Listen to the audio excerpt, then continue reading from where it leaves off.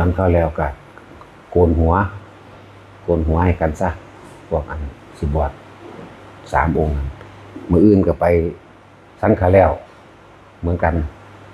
10 โมงหรือ11 โมงประมาณนี้แหละเพิ่นรับนิมนต์ช่วงบ่ายเพิ่นก็เลยเร่งให้เฮาไปแต่เช้านี่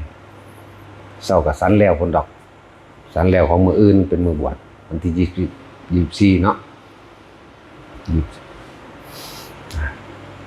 วันที่24ก็คือมื้ออื่นช่วง10 โมง 11 โมงนี่แหละไอ้ดอกพอมีเวลาอยู่ จังหวะนั่นแหละการบวชเป็นของที่ทำได้ยากแต่ก่อนมันสิยากบางคนก็เรียกว่าเห็นทุกข์ซะก่อนต่อสู้กับการหาเลี้ยงชีวิตต่อสู้กับการดิ้นรนขวนขวายเอาลาภเอายศเอาสรรเสริญต่อสู้เพื่อให้ได้มาซึ่งลาภยศสรรเสริญความสุขและอำนาจต่อสู้มาเต็มที่แล้วมันบ่เป็นไปได้ดังใจนั่นแหละคือจังว่าโอกาสที่ดีคือเฮาสิได้เห็นความจริงก็คือทุกข์และสาเหตุแห่งทุกข์เมื่อเห็นทุกข์เมื่อเห็นสาเหตุแห่งทุกข์ก็หาวิธีดับทุกข์ถ้าหาวิธีดับทุกข์เดินไปตามวิธีการของมันทุกข์มันก็ดับไปทันสมกับที่เพิ่นเว้าเด้ผู้ใดเห็นธรรมผู้นั้นเห็นเราผู้ใดเห็นเราผู้นั้นเห็นทุกข์ผู้ใดเห็นทุกข์ผู้นั้นเห็นธรรมนี่เนาะเวียนกันใน4 คำนี่แหละผู้ใดเห็นทุกข์ผู้นั้นก็เห็นธรรมผู้ใดเห็นธรรมผู้นั้นก็เห็นพระพุทธเจ้าเห็นความจริงของทุกชีวิตสรรพสัตว์ตามความเป็นจริง ทุกคนดิ้นรนต่อสู้เพื่อความยกย่องสรรเสริญเต็มที่มาแล้วล่ะใครก็ดีต่อสู้เพื่อให้ได้มาซึ่งยศถาบรรดาศักดิ์เต็มที่มาแล้วต่อสู้เพื่อให้ได้มาซึ่งอำนาจและความสุขแต่ว่ามันก็บ่เป็นไปดังที่ใจเขาปรารถนาเห็นป่ะล่ะในตอนที่เขาคลุกคลีอยู่กับสารวนอยู่กับการแสวงหาให้ได้มาซึ่งความจากใดดังใจลาภยศสรรเสริญนั่นแหละสุขนั่นแหละความทุกข์ปะปนตอนที่มันบ่ได้ดังใจเพราะว่าเขาปรารถนาความสุขความทุกข์มันบ่ปรารถนามันก็ได้มาโดยบ่ได้ตั้งใจนั่นแหละถึงว่าผู้ใดเห็นทุกข์ผู้นั้นจึงเห็นธรรมคือความจริงทุกข์อันเกิดจากร่างกายอย่างหนึ่งหิวร้อนหนาวเจ็บไข้ได้ป่วยทุกข์อันเกิดจากความบ่ได้ตั้งใจบ่ถูกต้องตามอารมณ์มีคนขัดคนขวางลาภสักการะแห่งตนมีคนขัดคนขวางยศถาบรรดาศักดิ์ของตนมีคนขัดคนขวางอำนาจที่สิได้มาสุดท้ายมันก็เลยเห็นความเป็นจริงเข้าไปอีกคนเฮาก็ดิ้นรนขวนขวายไปสุดท้ายก็ตายจากสิ่งทั้งหลายที่มีทั้งหมดไผสิมีบุคคลที่รักอันเป็นที่น่ารักที่สุดก็ช่างก็ต้องตายจากสิ่งนั้นเหมือนกันและสิ่งนั้นสิ่งอันเป็นที่รักของเฮาก็ตายจากเฮาคือกันนี่คือเห็นความจริงเห็นธรรมบ่มีผู้ใดเอาหยังไปได้จักอย่างเจ้าสิมีบ้านหลังใหญ่ขนาดใดที่ดินมีมากปานใดก็สร้างเงินมากทองมากปานใดก็ตามแต่สิ่งที่หลีกเล่นบ่ได้ก็คือต้องพัดพรากจากสิ่งที่รักแล้วก็สิ่งที่รักก็ต้องพัดพรากจากเฮาต้องตายจากสิ่งที่มีเห็นไหมมันบอกว่าเวลาเฮาใช้ชีวิตในการทำมาหากินมีเครื่องยับยั้งชั่งใจคนเฮาก็แค่หากินซ้ำตายมันสิเอาอีหยังกระดอแท้มันสิอยากชนะอีหยังกระดอแท้นะเพราะว่ามันมีความอยากชนะผู้อื่นนั่นแหละมันจึงมีความแพ้ความชนะนั่นแหละคือความพ่ายแพ้แก่ธรรมความชนะนั่นแหละจึงแพ้แก่วัฏฏะสงสารเฮ็ดให้สัตว์ทั้งหลายเวียนว่ายตายเกิดมันคนละอย่างกัน ฉะนั้นพอเฮาเห็นเขามาในความจริงในชีวิตเจ้าของเองคือต้องยอมรับมันได้เฮาดิ้นรนมีทั้งผิดพลาดมีทั้งถูกต้องนั่นแหละมีทั้งจริงมีทั้งบ่จริงนั่นแหละอะไรจังว่าศาสนาพุทธศาสนานี่จึงเป็นของที่มีค่าสูงสุดอยู่แล้วสำหรับผู้ ผู้เห็นทุกข์แล้วก็เป็นหนทางที่สอนให้คนดับทุกข์ได้มีศาสนาเดียวมีหนทางเดียวคือสิเว้าศาสนาไปว่าทางทางแห่งผู้รู้ทางแห่งผู้รู้ถ้ารู้แล้วมันก็ต้องหาวิธีดับได้นะถูกไหม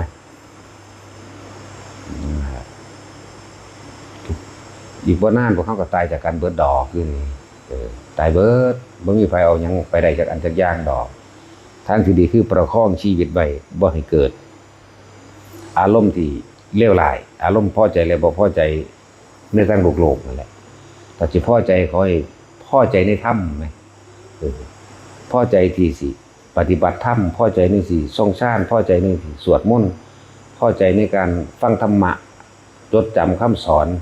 พอใจในตัวนี้เหมือนมีความยินดีมีความพอใจโดยความพอใจตัวนี้สิบ่เป็นไป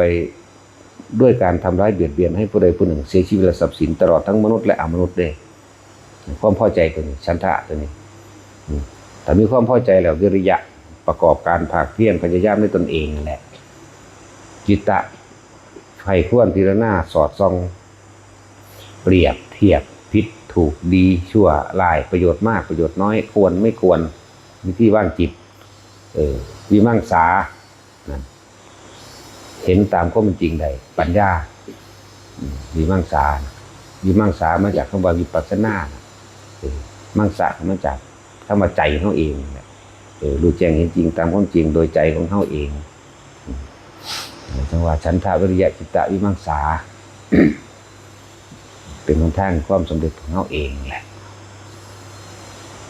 ยากก็ดอกที่สิได้ยินได้ฟังแนวนี้การอธิบายทำบ่แม่นของง่ายเด้ถ้าบ่เป็นจริงบอกบ่ได้ถ้าเพิ่นบ่เห็นจริงก็บอกบ่ได้เปรียบเสมือนว่าคือคนบวกลบคูณหารเลขบ่เป็นสิไปสอนเรื่องเลขเขาได้จังไดคนทองสูตรคูณบ่เป็นก็สิออกสูตรสิไปทองจังไดสิหาวิธีทำในการสูตรคูณได้จังไดให้แล้วจังซั่นล่ะ 55 25จังซี่บัดนี้จงแสดงวิธีทำคนบ่เป็นมันแสดงบ่เป็นเด้คือความละเอียดของที่มาและที่ไปและผลสรุปเหมือนบ่ล่ะมันต้อง5บวกกันจักเทื่อนอนี่มันจะถึงจักได้ว่า55 25แน่โอ้มันเป็นแบบนี้เด้ส่วนคนที่จำมาซื่อๆมันเอาแต่ผลสรุปเอาแต่คำตอบมาคุยนั่นแหละถือว่ายากนักหนานะที่สิมีผู้บอกทางทางตั้งแต่เริ่มต้นเลยเฮาสิบอกแต่เริ่มต้นทุกคนได้ปฐมฌานหรือพื้นฐานอันเป็นเบื้องต้นขั้น2ขั้น3ขั้น4มันเป็นเอาเองดอกผมบอกให้ทุกคนนะครับมาเป็นต้นผลเป็นปลายให้ทุกคนชินและชำนาญในปฐมฌานเด้อในการทรงฌานเจริญฌานด้วยอานาปานสติอยู่ในสติปัฏฐาน4เด้อดูจังซี่แหละแต่แนะนำมาตลอดแหละยังก็ดีอย่างนี้ออกจากกายสติปัฏฐาน4บ่คิดถึงสติก็เลยระลึกก็ว่าคิดถึงหยังก็ว่ากายในกายมันเอาหยังเอาลมคิดถึงลมเด้อคิดถึงเวทนาในเวทนาเด้อความรู้สึกในกายอันเป็นนิ่มๆนุ่มๆเด้อหรืออาการปิติเนี่ยมาเป็นเวทนาในเวทนานั่นจิตในจิตเด้อสติเด้อกำกับจิตเด้อพิจารณาไข้ควรความคิดเจ้าของอย่าให้หนีออกจากกายเด้อแล้วมันก็สิเห็นเองดอกอันคำว่าธรรมนะนอกในทางใดก็ดีนั่นแหละเฮาก็เอาหลักเดียวสติปัฏฐาน4กายเวทนาจิตธรรมเอาว่าไปนี่เป็นชื่อมัน